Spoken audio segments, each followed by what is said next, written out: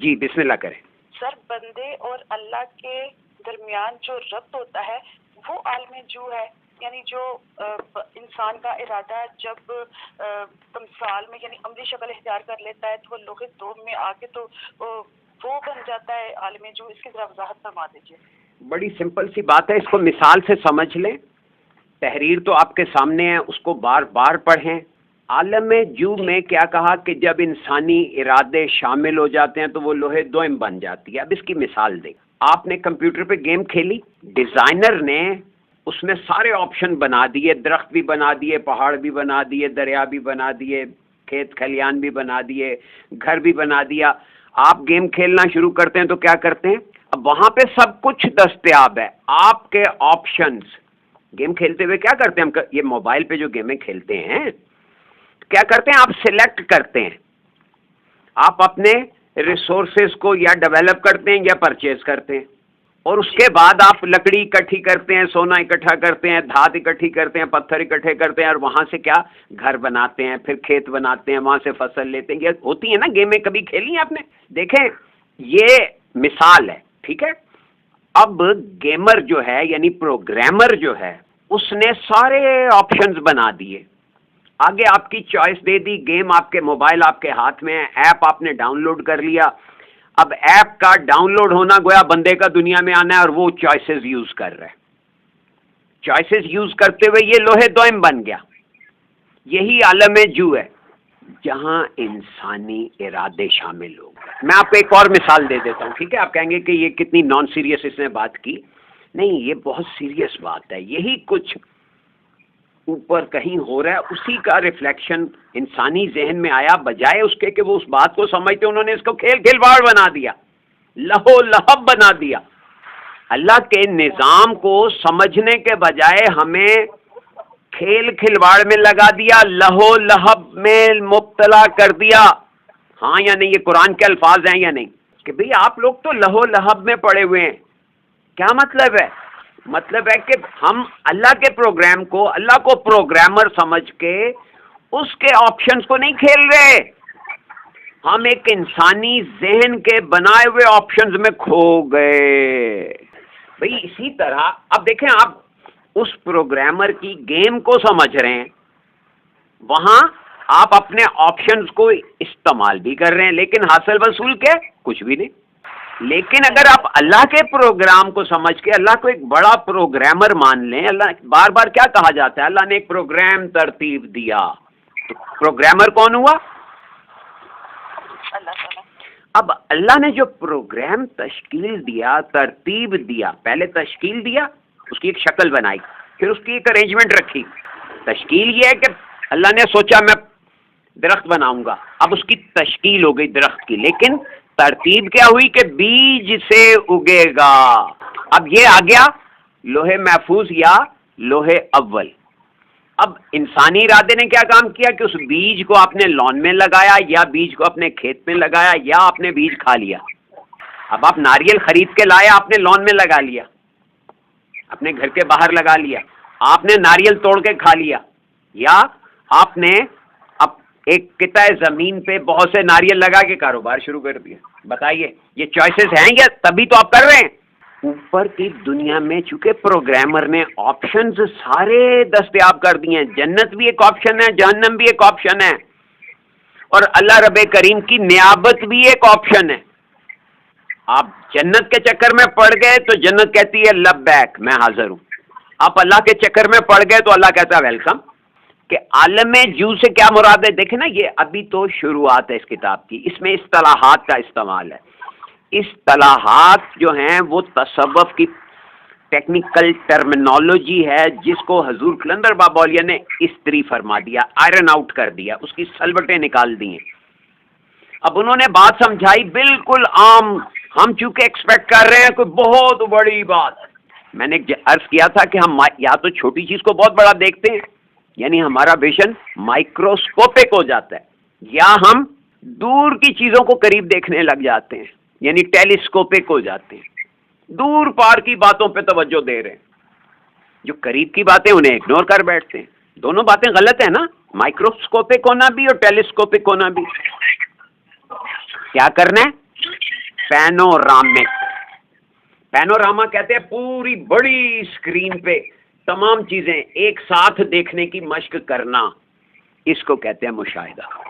یہ بھی مشاہدہ ہے کہ آپ کسی چیز کی باریکیاں دیکھیں، دور کی چیزوں پہ توجہ دیں، لیکن ملا کر ایک بڑی تصویر بھی تو دیکھیں. اب یہ بات قرآن حکیم میں کیسے فرمائی گئی ہے؟ اما یتساءلون عن النبأ العظیم، یہ ایک بڑی خبر کے بارے میں کیا کھچڑیاں پک رہی ہیں، کیا تمہارے ذہن میں خود بد ہو رہی ہے، کیا سوال اٹھ رہے ہیں؟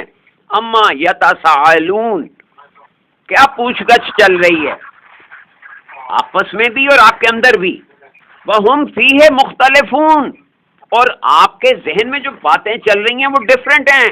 نہیں، حقیقت ایک ہوتی ہے، آپ ان ڈفرینسز کو ریزالو کرنا سیکھیں. بات ہو رہی تھی کہ یہ جو عالم جو ہے یہ اللہ رب کریم کے اس بڑے پروگرام میں جو پورے ایپ میں فیڈ ہے آپ کی چوائسز کے مطابق ہے. مثلا آپ نے ایک ایپ ڈاؤن لوڈ کی، بچے نے تھوڑا سا کھیلا، وہ کہتا ہے یہ بڑی ڈیفیکلٹ ہے، وہ ڈیلیٹ کر دیتا ہے. دوسرا بندہ اسی کو بڑی دلچسپی سے کھیل رہا ہے اور وہ کہتا ہے جی میں 400 لیول پہ پہنچ گیا، میں 500 میں لیول پہ ہوں. یہ ہوتا ہے یا نہیں آپ کے؟ یہ جو اس قسم کے پروگرام ہیں ان کے پیچھے دیکھیں نا، وہ لوہے اول وہ پورا ایپ ہے. آپ کے موبائل کی اسکرین پہ جو کچھ آپ چوز کر رہے ہیں وہ لوہے دوئم بن رہے ہیں. یہ جو جزوے لا تجزا ہے جی جی جی یہ ہولسم انرجی سب کو پرووائڈ ہو رہی ہے، اس کی مقداریں ہیں. جزوے لا تجزا کو سمجھیں کیونکہ آپ کے ذہن میں اس کا کانسیپٹ کلیئر نہیں ہے. دیکھیں پوری کائنات جزوے لا تجزا ہے، ٹھیک ہے. جب ہم کائنات کہتے ہیں تو پوری ایک اینٹی کی بات کریں. اب آپ جب کہتے ہیں مقصود، یعنی آپ مقصود صاحب کو جب سوچتے ہیں یا بات کرتے ہیں تو پوری ایک مکمل اینٹی ہے، اس کے حصے بکھرے نہیں ہو سکتے، حالانکہ یہ حصے بکھروں سے بنا ہوا ہے. اب میرا منہ بول رہا ہے، اگر آپ میرے منہ کو کہیں کہ اس کا منہ بول رہا ہے تو نہیں، منہ تو استعمال ہو رہا ہے ایک آلے کی طرح. اصل مقصود جو ہے وہ اندر ہے اور وہ انڈیویزیبل اینٹی ہے. جزوے لا تجزا کیا ہے؟ انڈیویزیبل اینٹی.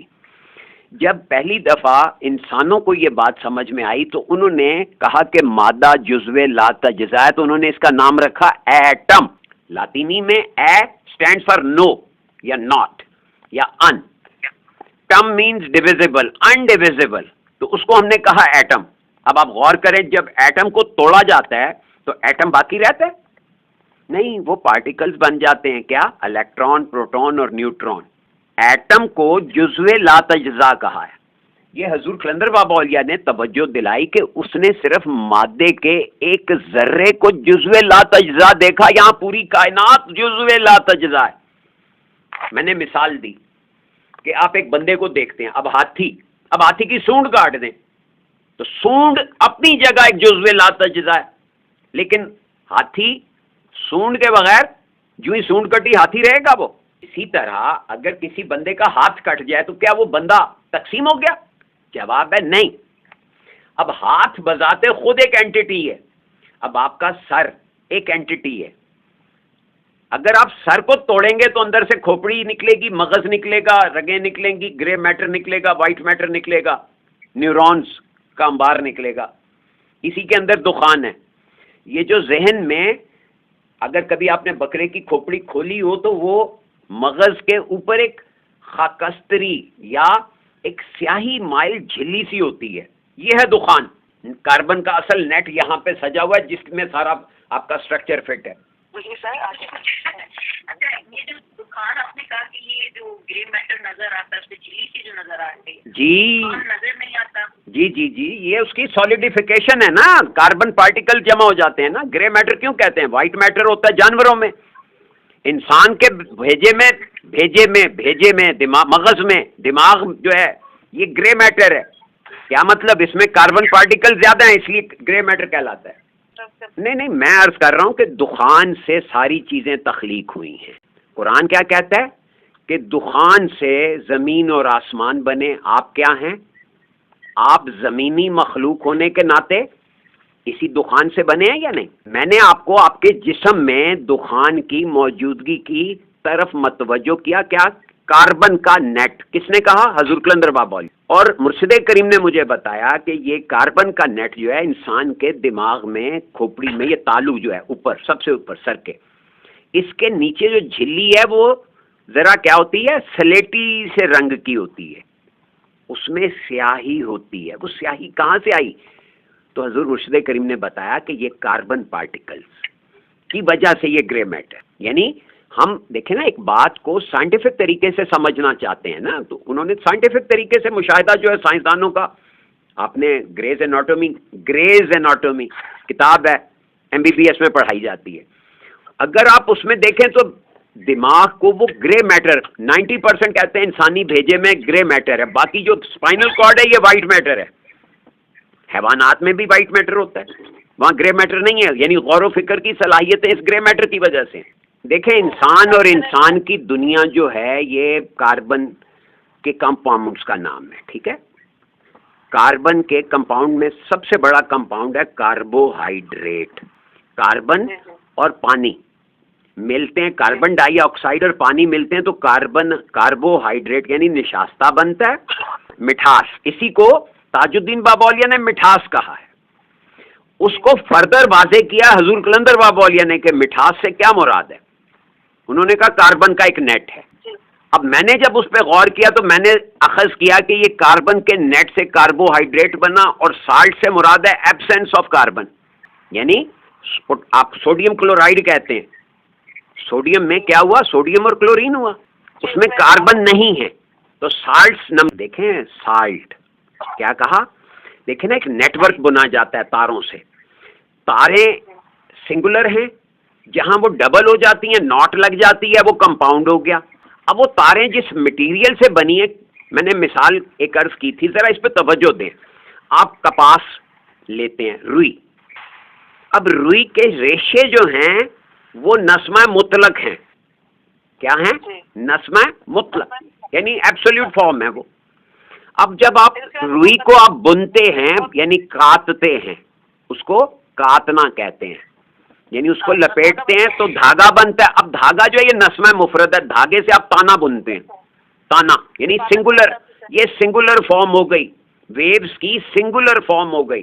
اب جب اس میں ویو کر دیا جاتا ہے بانے کو، یعنی کھڈی پہ چڑھا کے تانے میں سے ایک بانا یعنی دھاگا جو ہے وہ کراس، وہ ورٹیکل ہوتا ہے، یہ ہاریزونٹل چلتا ہے. تو یہ کپڑا بنا گیا، کپڑا بنا گیا. ذرا اس مثال کو تحمل سے. اب جب آپ دیکھیں تانے کو آپ پھیلانا چاہیں تو پھیل سکتا ہے، یعنی اس کے درمیان، تاروں کے درمیان فاصلہ کر دیں تو وہ چوڑا ہو جائے گا. اگر لیکن آپ کپڑے کو کھینچیں تو کپڑا نہیں کھینچے گا، کیونکہ یہ تانے اور بانے دونوں سے بنا ہوا ہے. اس کی حدیں زیادہ کنسالیڈیٹڈ ہیں، زیادہ متعین ہیں. جنات کی دنیا میں یہ حدیں متعین نہیں ہیں، اس لیے جنات چھوٹے بڑے ہوتے ہیں، ہو سکتے ہیں، کیونکہ وہ ہیولے کی مخلوق ہے. فرشتہ جو ہے نور کی مخلوق ہے، جو کہ دخان کا ملخص ہے، یعنی نمک اور چینی کا ملخص، ایسنس. اسی کو ٹیکنیکلی بات کو سمجھانے کے لیے کوئی نام رکھے جاتے ہیں نا، تو اس کو نسمہ مطلق کہا کہ نسمہ مطلق کی مخلوق کا نام ہے فرشتہ، نسمہ مفرد کی مخلوق کا نام ہے جنات، اور نسمہ مرکب کی مخلوق کا نام ہے انسان اور انسان کی دنیا. اب اصل چیز کیا ہے کہ اصل چیز تفکر ہے، یہ مادہ نہیں ہے. مادہ، مادی ذرات جو ہیں یہ اس تفکر کا ریپرزنٹیشن ہے، اس کی تخلیق ہے. ہم یہ بات دیکھیں نا، اب بنیادی کیا بھول جاتے ہیں کہ تاج الدین بابولیہ نے کہا کہ انسان تفکر ہے، فرشتہ تفکر ہے، جنات تفکر ہے. تذکرہ تاج الدین بابولیہ میں یہ بات بڑی وضاحت سے لکھی ہے حضور کلندر بابولیہ نے کہ مخلوقات تفکر ہے جی، یہ کہ جو باقی جو مخلوقات ہیں ان کے اندر تفکر کا پیٹرن نہیں ہے. نہیں ہیں، وہ بھی تفکر ہی کا پیٹرن، لیکن وہ اس طرح کا تفکر ہے جو مطلب اللہ نے سوچا، اللہ کے تفکر کا رزلٹ ہے. وہ خود سے تفکر نہیں کر سکتے.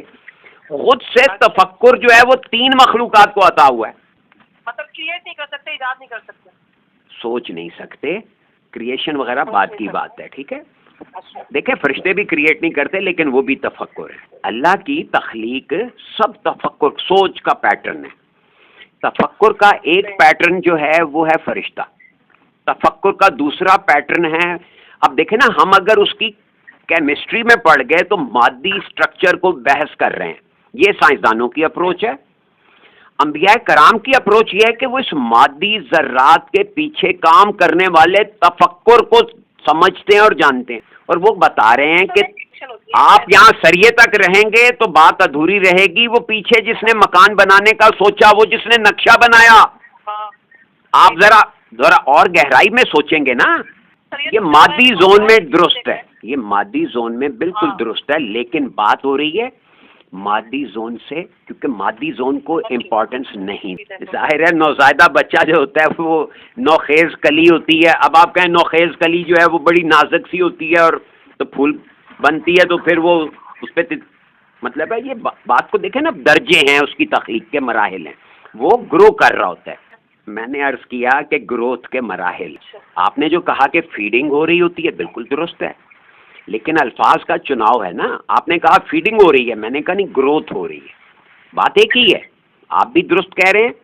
جو میں عرض کر رہا ہوں کہ یہ مراحل ہیں بچپن کے، بچے کی ساخت دیکھیں نا، پیٹ میں، ماں کے پیٹ میں تو ہڈی تھی نہیں، اس کے اندر ہڈیاں بھی بنی، ہاں یا نہیں؟ ابھی وہ ہڈیوں کی تکمیل ہونی تھی، وہ باہر آ گیا، اور اس کے بعد باقی ماندہ ہڈیوں کی تشکیل اور سالیڈیفیکیشن ماں کے دودھ سے ہو رہی ہے۔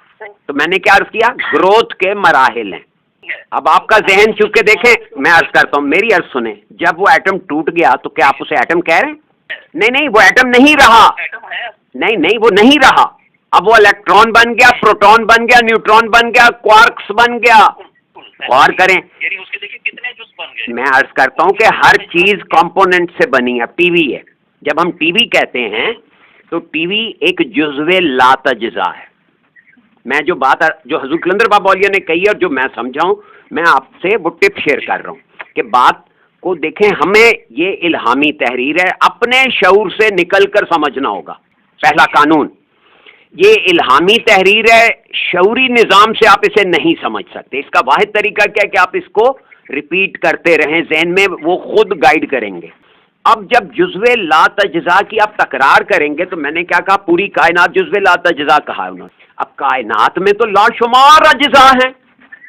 اب اسی طرح خالد محمود صاحب جو ہیں، یا محمود بھائی جو ہیں، یہ ایک جزو لا تجزا ہیں، لیکن اب میں ایک مثال دیتا ہوں آپ کو، مادی مثال، سائیکل، ہم بائی سائیکل کہتے ہیں نا، اگر میں صرف سائیکل بولوں ہو سکتا ہے آپ کے ذہن میں چکر آئے کہ یہ کوئی سائیکل چلا رہا ہے چکر چلا رہا ہے۔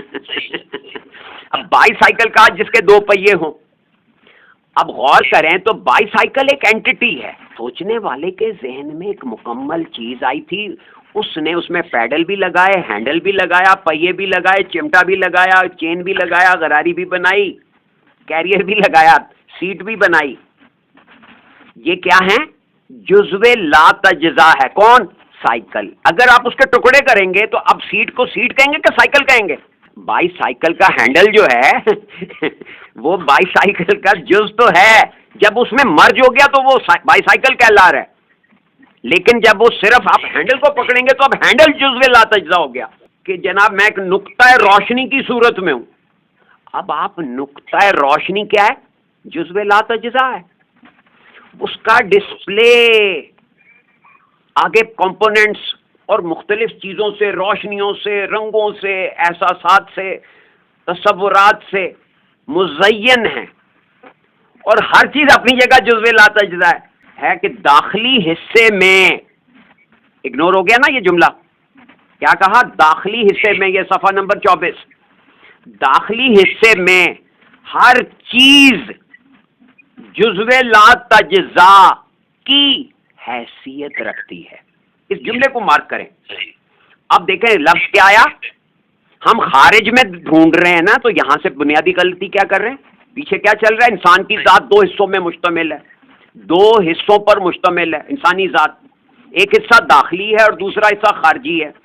فرمایا کہ داخلی حصہ اصل ہے اور خارجی حصہ اس اصل کا سایہ ہے۔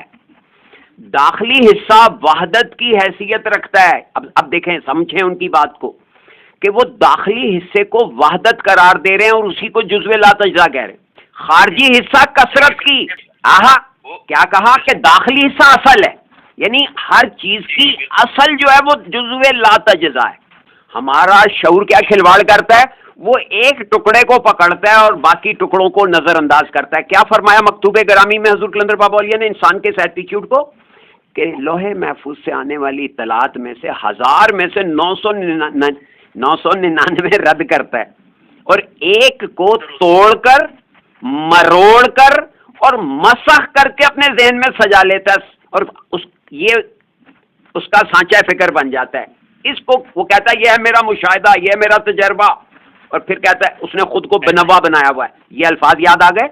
اب دیکھیں پینورامک ہم باہر دیکھتے ہیں یا اندر دیکھتے ہیں؟ دیکھنے کے وسطا کی طرف بات ہو رہی ہے نا، کہ ذرا آپ کا ویژن بڑا ہونا چاہیے، آپ کو محدودیت سے باہر نکلنا ہے. روحانیت لامتناہیت کا سفر ہے، ہمیں حدود و قیود سے ذہن کو آزاد کرنا ہے. پھر یہ الہامی تحریر حضرت کلندر بابا اولیاء رحمۃ اللہ کی مبارک زبان اور اس عاجز کے قلم سے کاغذ پر منتقل ہو کر کتاب لوح و قلم بن گئی. یہ کون کہہ رہا ہے؟ مرشد کریم فرما رہے ہیں. کیا فرما رہے ہیں؟ کہ یہ الہامی تحریر، دیکھیں انہوں نے واشگاف بتا دیا کہ یہ الہامی تحریر ہے، اس کو شعوری حدوں میں نہیں سمجھ سکتے آپ. شعور کو سمجھانے کے لیے، اس میں اس کو گہرا اتارنے کے لیے کیا کرنا ہے؟ اس کو بار بار آپ کو دہرانا ہے ذہن میں. اس کے کنٹینٹس کو پورا مکمل دیکھیں گے نا. جیسے اب اس جملے میں ہم نے کیا مس کر دیا تھا؟ جزو لا تجزا پہ بحث بات کر رہے ہیں. داخلی حصے میں ہر چیز، کیا فرمایا؟ داخلی حصے میں ہر چیز، یعنی خارجی حصے میں آ کے وہ جزو لا تجزا، وہ جزو تجزا ہو گیا. اب دیکھیں نا، شعور میں آ کے ہر چیز کے ساتھ لا ہٹ گیا. لا شعور میں سے جب شعور میں آئی تو لا ہٹ گیا. اسی طرح لا تجزا آپ کے باطن میں تھا، باہر ڈسپلے ہوا تو وہ تجزا ہو گیا، اجزاء میں بٹ گیا. اللہ رب کریم نے قرآن میں کہا، لیکن وہاں ہم نے اس کا لفظ قسم بنا دیا ہے. لا اقسم بہذا البلد، لا اقسم، مت تقسیم کرو. ہم نے کیا کر دیا؟ میں قسم کھاتا ہوں اس شہر کی. لا کا مطلب نہیں ہوتا یا قسم کھانا ہوتا ہے؟ دیکھیں غور کریں. لا اقسم بہذا البلد، حاضل بلد، ہاضا، یہ شہر نہیں، یہ جسم جس میں آپ رہ رہے ہیں، اس میں تقسیم مت کرو اپنے حواس کو، یکسو رہو. یہ جو غیر منقسم حواس کی بات انہوں نے کی، ہم نیند کی حالت میں سارے حواس ایک نقطے میں سمٹ آتے ہیں. یہ جملہ کہا ہے حضور کلندر بابا نے. اور بیداری میں یہ سارے حواس پھیل جاتے ہیں. ہم آنکھوں سے دیکھتے ہیں، کانوں سے سنتے ہیں، منہ سے ذائقہ فیل کرتے ہیں، ہاتھوں سے چھوتے ہیں. کیا ہوا؟ حواس تقسیم ہو گئے اعضاء میں. جب آپ یہ جزو لا تجزا کو سمجھ گئے کہ ہمارے انر میں یہ سارے حواس جزو لا تجزا یعنی منقسم نہیں ہیں، باہر ظاہری جسم میں یہ پھیل گئے تو تقسیم ہو گئے. یہ منقسم حواس، یہ لفظ استعمال کیا حضور کلندر بابا اولیاء نے. آگے چل کے ہم اس کتاب میں ایک جملہ پڑھیں گے کہ قرآن ہمیں 3 ہستیوں سے متعارف کراتا ہے: ذات، صفات اور کائنات. کیا کہا؟ قرآن ہمیں 3 ہستیوں، یہ ہستیاں، ہست میں نے ہونا، جو چیزیں ہیں وہ یہ صرف 3 ہیں. کیا؟ ذات ہے، پھر اس کی صفات ہیں، اور ان کا ڈسپلے کائنات ہے. کتاب جو ہے یہ پوری ایک جزو لا تجزا ہے. اس کے حصے بکھرے کریں گے تو ہم باہر دیکھ رہے ہیں، تو ظاہر ہے وہاں پہ پھر شعور الجھتا ہے. شعور کو الجھانا نہیں ہے، اس سے ٹکرانا نہیں ہے. ہم نے کیا کرنا ہے کہ اپنے شعور کو سے باہر نکل کر الہامی طرزوں سے آشنا ہونے کی کاوش کرنی ہے. دیکھیں ہم جب دنیا میں بھیجے گئے تو سزا کے طور پہ ہمارا سارا وہ وہبت یعنی ڈیموٹ کر دیا گیا، رینکس چھین لیے گئے، تو وہ علم جو ہے وہ حافظے سے حذف کر دیا گیا. دنیا میں آ کے ہمیں وہ یاد کرنا ہے، ہمیں یادداشت کو ریوائز کرنا ہے، ریوائیو کرنا ہے، وہ ساری یادداشت. اب یہ سارا چیپٹر آپ اس کتاب کو کیوں لوگوں نے مشکل قرار دیا؟ اس لیے کہ شعور اس کے سامنے لرز. تو وہ کہتا ہے یار اسے جان چھڑاؤ. انہوں نے آسان راستہ اپنایا، جیسے ہم نے قرآن کو کہا یہ نہیں سمجھ آ سکتا، کیونکہ قرآن تو الہام سے بھی اوپر کی چیز ہے. حضور کلندر بابا فرماتے ہیں ہم عام حالات میں جس قدر اطلاعات وصول کرتے ہیں اس کی نسبت تمام دی گئی اطلاعات کے مقابلے میں کیا ہے؟ شاید 0 سے ملتی جلتی ہو. وصول ہونے والی اطلاعات اتنی محدود ہیں جن کو ناقابل ذکر کہیں گے. اگر ہم وسیع تر اطلاعات حاصل کرنا چاہیں تو اس کا ذریعہ بجز علوم روحانی کے کچھ نہیں ہے، اور علوم روحانی کے لیے ہمیں قرآن پاک سے رجوع کرنا پڑے گا۔ کیا مطلب ہوا کہ شعور سے نکل کے آپ کو یہ الہامی کتاب سمجھنی ہے، فَالْهَامَهَا فَجُورَهَا وَتَقْوَاهَا۔ اللہ رب کریم نے کیا کہا؟ یہاں تو نبی کی شرط نہیں ہے کہ یہ نبی ہونا ضروری ہے کہ جس کو الہام کیا جائے، اللہ رب کریم ہر ایک کو الہام کرتے ہیں۔ الہام فَالْهَامَهَا فَجُورَهَا وَتَقْوَاهَا کس نے کہا؟ اللہ نے کہا۔ تو انہوں نے حضور علیہ الصلوۃ والسلام کے حکم پر وہ ذہن تیار کرنے کے لیے کتاب لکھی جو الہام کو سمجھے اور اپنے آپ کو الہامی طرزوں سے آراستہ کرے، پھر وہ وحی کو سمجھنے کے قابل ہو سکتا ہے۔ غور کریں، انسانی سرگرمیوں کے ذکر سے کتاب شروع ہوتی ہے اور قرآن کی طرف رجوع کروا رہی ہے۔ پہلا جملہ کیا ہے؟ انسانی سرگرمیوں کے پیش نظر انسانی تباہ کی مختلف ساخت ہوتی ہے، اور کہاں پہ آ کے ختم کیا ہے کہ وسیع تر اطلاعات، یعنی ذہن کو بڑا کرنا ہے۔